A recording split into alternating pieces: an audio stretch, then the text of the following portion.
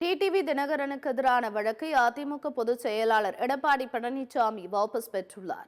அதிமுக துணை பொதுச் செயலாளராக இருந்த டிடிவி தினகரன் கடந்த 2017ஆம் ஆண்டு அந்த கட்சியிலிருந்து நீக்கப்பட்டார். பின்னர் அவர் 2018ஆம் ஆண்டு மார்ச் மாதம் அம்மா மக்கள் முன்னேற்றக் கழகம் என்ற புதிய கட்சியை தொடங்கினார்.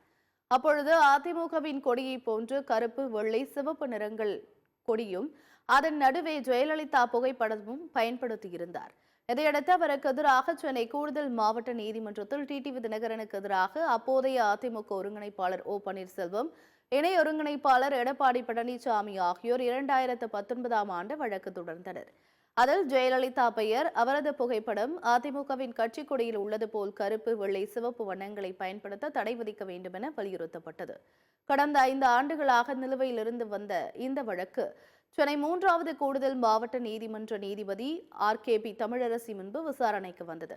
அப்போது வழக்கை வாபஸ் பெறுவதாக எடப்பாடி பழனிசாமி தரப்பில் மனு தாக்கல் செய்யப்பட்டது. இதை ஏற்றுக்கொண்ட நீதிபதி வழக்கை முடித்து வைத்து உத்தரவிட்டார்.